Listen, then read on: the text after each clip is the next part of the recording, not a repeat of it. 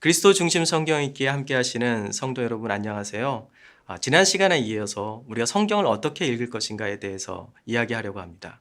이번 시간에는 성경 문해력이라는 어떤 좀 생소한 용어를 여러분들에게 말씀드리고 싶은데요. 영어로는 Bible Literacy라고 이렇게 얘기할 수 있겠죠.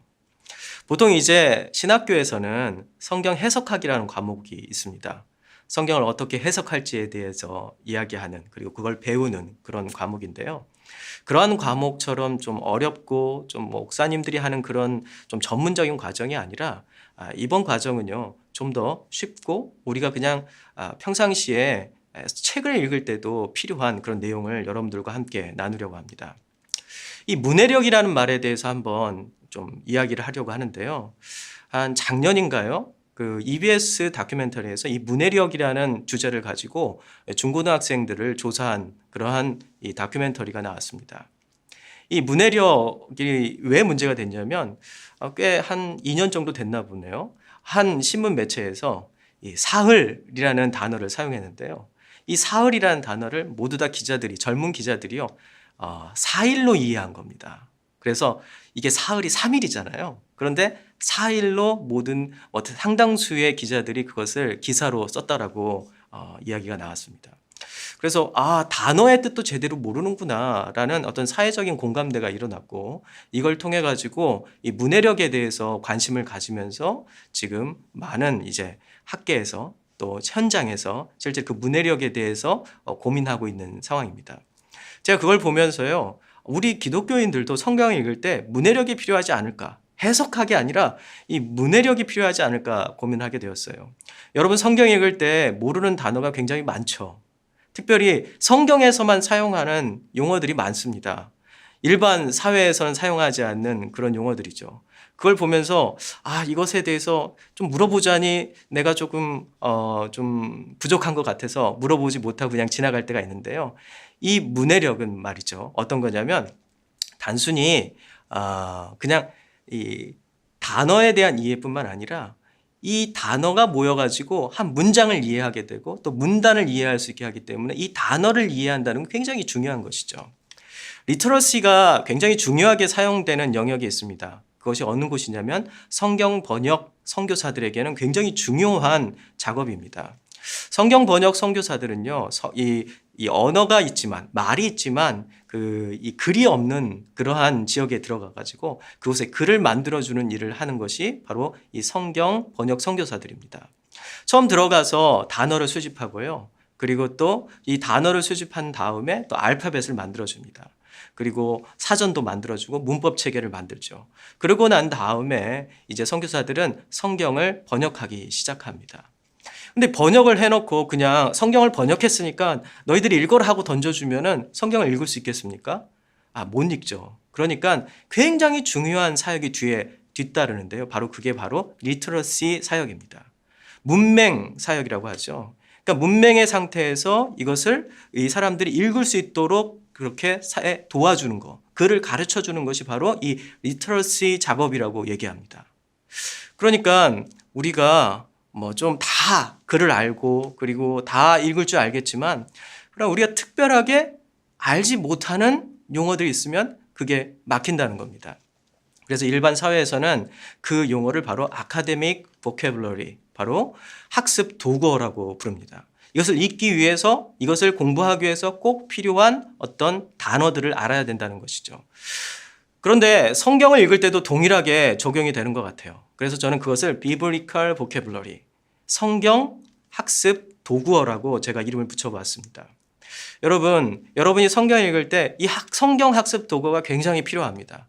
지금 저희들 4명의 목사들이 이 작업을 하고 있죠. 월요일과 목요일 저희들이 성경 가이드 영상을, 강의 영상을 여러분들에게 제공하고 있습니다. 이 가이드 영상을 통해서 여러분들에게 제공하는 것은 바로 성경 학습 도구어를 여러분들에게 익숙하게 알 수 있도록 도와드리는 거예요. 예를 들겠습니다. 여러분들이 이제 창세기를 보셨고 그리고 출애굽기, 레위기를 보셨는데요. 특별히 창세기에 많이 나오는 용어가 바로 언약이라는 단어입니다. 근데 이 언약은요, 창세기와 레위기에 굉장히 많이 나오거든요.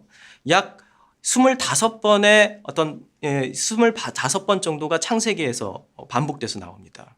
그런데 이 언약을 사용할 때마다 이 창세기에서는요, 내 언약이라고 표현을 합니다. 너희의 언약, 우리의 언약이라고 하는 게 아니라요, 내 언약, 하나님의 언약이라고 표현하죠.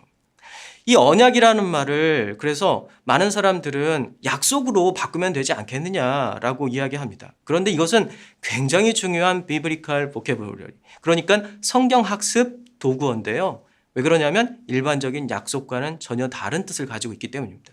매우 유사한 뜻을 가지고 있지만 그러나 돌려놓고 보면은 전혀 다른 뜻을 가지고 있죠.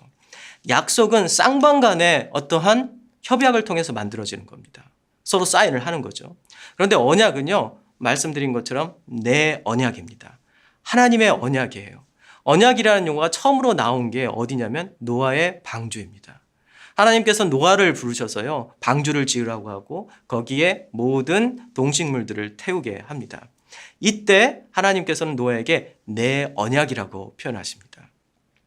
그러니까 하나님은요, 이것을 자기가 스스로 약속하고 그리고 그 약속을 우리에게 어쩌면 강요하는 것처럼 보여요. 그래서 이 약속은요, 일방적인 약속입니다.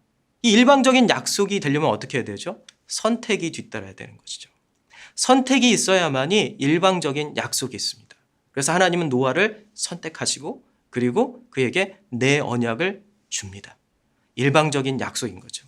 마찬가지로 아브라함을 선택하시고 아브라함에게 어떻게 하시죠? 쪼갠 고기 사이를 고기를 쪼개가지고 그 두고 아브라함을 재우고 혼자서 그 언약의 길로 가십니다. 내 언약이신 것이죠. 이러한 어떤 특별한 이 언약에 대한 특별한 용어를 우리가 이해하지 않고 성경을 보면은요, 잘못 이해할 수가 있어요. 그렇죠. 아, 약속이구나. 그러면 우리가 쌍방 간의 약속이지. 여기서 우리가 무엇을 알 수 있죠? 쌍방 간의 약속이면 내가 어떻게 하느냐가 굉장히 중요하죠. 공덕주의가 되고요. 내가 얼마나 열심히 하나님께 충성하느냐가 나의 구원과 나의 삶을 결정합니다. 그러나 일방적인 약속이고 선택인 이 언약을 우리가 바로 이해한다면 어떻게 되죠? 하나님의 선택과 은혜, 구원의 선물을 우리가 그곳에서 경험하고 또 이해할 수 있게 되는 것이죠. 그래서 우리는 창세기를 읽을 때, 그리고 출애굽기를 읽을 때, 신명기를 읽을 때, 그리고 앞으로 다른 모든 성경을 읽을 때 우리는 이 학습 도구가, 그 중심이 된 학습 도구가 무엇인지 한번 집중적으로 알아볼 필요가 있습니다. 그래서 앞으로 네 분의 목사님을 통해 가지고 여러분들이 이제 강의를 듣게 되면서 또 성경 읽을 텐데요. 이 강의를 들을 때 우리 목사님들이 이 학습 도구에 대해서 간간히 중간에 설명을 해 주실 거예요. 그 내용을 들으면서 여러분들 성경을 읽는다면 성경을 올바로 이해하고 그리고 제대로 이해할 수 있는 그 길로 가실 수 있을 것입니다. 여러분, 벌써 레위기가 끝났습니다. 레위기 잘 읽으셨나요? 많은 분들이 레위기에서 포기하는 경향이 있습니다. 여러분, 이제 다시 힘을 내셔가지고 그 다음부터 다시 시작하시면 됩니다. 여러분, 여러분의 성경 읽기를 정말 열렬히 지지하고 또 격려합니다. 다음에 뵙겠습니다.